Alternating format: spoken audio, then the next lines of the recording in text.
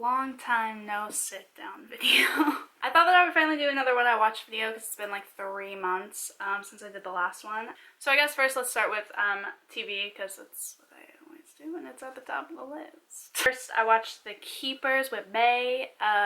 We thought that it was good, but there's like no ending. It's a documentary, and I'm pretty sure Netflix original, about this nun that turns up dead or something. She turns up dead. Well, she does. It's like, that's not a spoiler. She turns up dead, and they're trying to figure out like who did it. It turns into like this huge conspiracy with like sexual violence and other crime related things with the Catholic Church, and it talks about the government covering it up, and it's huge conspiracy. Kind of, I feel like everyone already knows that happens all the time, but it just kind of showcases one specific place and case dealing with that, but there's really no ending. Like, it's never like you never get like a whodunit type of thing. Like, obviously you like in your head know, but a lot of people have died because it takes place like when was it, 60s?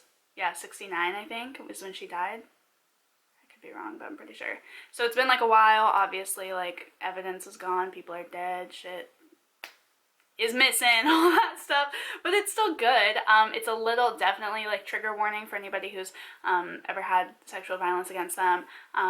It can be a little rough to hear the details. But it's pretty good. And it was pretty short. It definitely gets boring at times, but it's pretty good.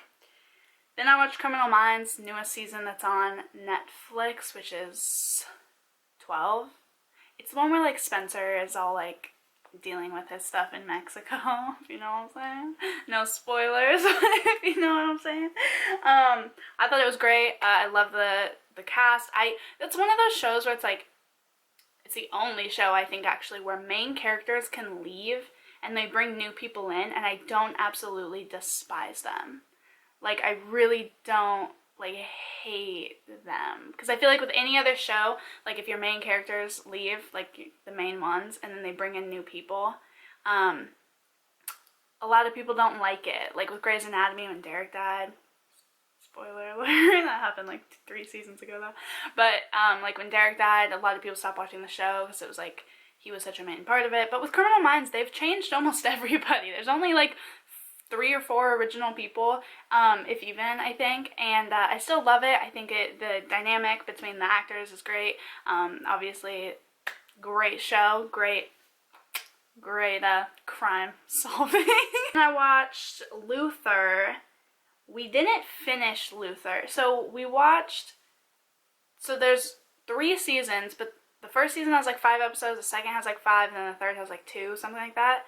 I don't know if it's always, like, if that's just how it is, or if Netflix only put on a couple episodes, like, from season 3 or whatever. But I don't think we ended up finishing season 2 or season 3. So we watched season 1 in one night, but season 2, it just wasn't as captivating. The plot, the storyline, it just wasn't as good and intense as season 1. Season 1 was constantly, something was happening, something was going on. It was really, like, all your attention, like, edge of your seat type of show. So we thought that it would be really good, but season 2 wasn't as good, so we stopped watching, and I don't know how season 3 is. But season 1 was pretty good. I would definitely recommend that, but I just couldn't get into season 2. Then I watched the season, what would that be, 4 of Young and Hungry. Stupid sitcom show. I go through it in a day, a season. Typically, I just like it. I don't know, it's not the best show at all. It's not the best writing, not the best comedy, not the best acting, but I love it. I've been watching it for like however many, 4 or 5 years now, and so I'm connected to the characters, and I just always want to see what they do, and I do think it's funny, honestly, but I think there's better shows out there. I'm just, like, attached to it now. It got me. It's like reality TV, and so I just, like, have to, whenever there's a new season, I just have to watch it and see what happens, which isn't that big of a deal, because I do finish it in a day or 2 normally, but yeah, that's a good one. I do like that. And I just watched the latest season, what is this, 13 of Grey's Anatomy. I don't get tired of Grey's Anatomy. Not like Criminal Minds, where I absolutely love it when they bring in new characters, but at the same time, I'm not tired of it. Like, I didn't stop watching when Derek died. I didn't really like his character, to be honest. I thought he was kind of a dick. So I'm not, like, I wasn't upset about that. I'm not, like, one of those people that stopped watching it. I thought that this latest season was good. I don't know. Just like the same with Young and Hungry, I'm kind of attached. I don't think I'll ever stop watching Grey's Anatomy. I watched the entire season in like a week, season 13 about. I think it's good. I like it. It's still intense to me. It still sometimes makes me cry. It still keeps me emotionally attached. And so that's why I keep going back to it. And I just think it's a well-written and produced show. The acting's always good. It's funny. It's sad. It's a lot of things. But I like it. I've been watching it for 13 years now, so I don't think I'm going to be one of those people that eventually stops watching it. It's definitely a show I'm attached to. Then with movies, I watched What the Health, which went onto Netflix, I think at the beginning of July or something. That was a good one. That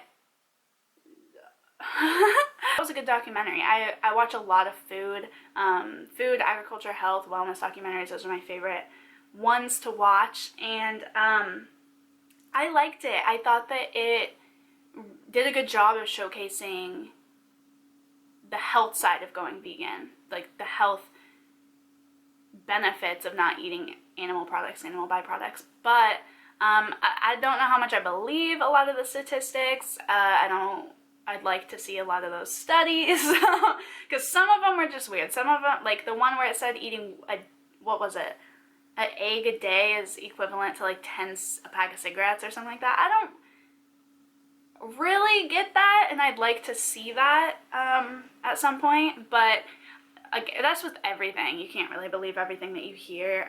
But I thought overall it was a well-produced documentary. I thought a lot of the things that it did talk about were true. I wish that people would be more conscious, myself included, with what they eat and are putting into their bodies.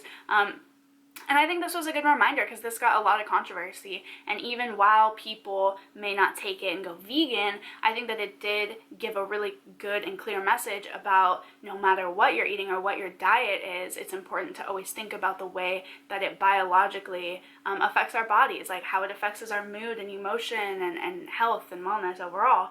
I think it's a good reminder to be conscious about what you're putting in, what you're putting into your body. So I watched We Need to Talk About Kevin, which was fucking dope. Oh my god, that was an amazing movie. I feel like it's one of those movies where there's not really a twist at the end. Like, you know what's coming and you know what's happening, but it almost makes it scarier. It's like this one's like another psych thriller, which is my favorite genre, if you didn't know, of all time, horror and psych thriller.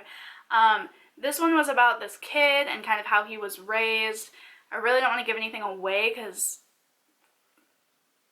it's just one of those movies that you need to watch, like, to really understand for yourself. And I don't really want to, like, give a lot away. But it was amazing, absolutely amazing. I would definitely recommend it to anybody. It was fantastic. And I watched Holidays, which is a horror anthology film. So each story, movie, short film, I guess technically, is based upon a certain holiday. So it's different actors, different directors, different writers. If you don't know what an anthology is, it's basically a collection of short stories or films. So it's like, you'll have like Christmas, and then it'll be a short, and then you'll have Halloween, and that'll be a certain short. I thought they were amazing. I could go into specifics about how I felt about each specific one, because they're all so different. There were some I really liked, some I was like and some that I honestly did not like barely at all. But overall, I thought it was good, especially near the holidays. I think it would be a fun horror movie to throw on. There were a couple cringy parts, a couple pop-outs, but all in all, it's just a good, fun horror movie, I think. It was really interesting and unique, and I really liked the idea of doing an anthology based upon the different holidays. So that was good. And I rewatched The Number 23, classic Jim Carrey.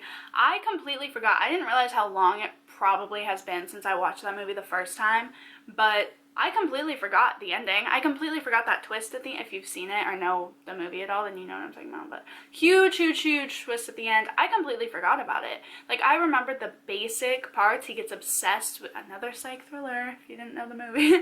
I forgot that I remember that he gets obsessed with the number 23, and that's the basis of the movie, was that obsession. But I didn't remember why, where it came from, what happens with it. So I was pleasantly surprised with that twist. I completely forgot that that even happened. Last thing that I watched, I'm sure I watched more, I'm just completely forgetting everything that I watched. I watched was The Founder, which is about how McDonald's was started. It's very interesting. It's not a documentary. It's actually like it's an actual movie. It's acted and everything. But I thought it was really good. It was really interesting, honestly, to find out how it got started, because it's such a huge company and business and organization and stuff. So it was interesting. It definitely had its moments, like all movies. It was a little slow, a little whatever, but I liked it. I thought it did a really good job of expressing everything that happened. I don't know how much of it's true. I've never looked at how McDonald's is formed and stuff, but I don't know how much is true or whatever, but I would assume most. But it was good, and I liked it, and I thought it was interesting. Enjoyed this video, be sure to comment currently watching or what your favorite thing has been lately, since I haven't made this video in so long and haven't talked to you guys about film and TV shows and shit like that for a really long time. So subscribe and like this video, and I will see you guys in the next one.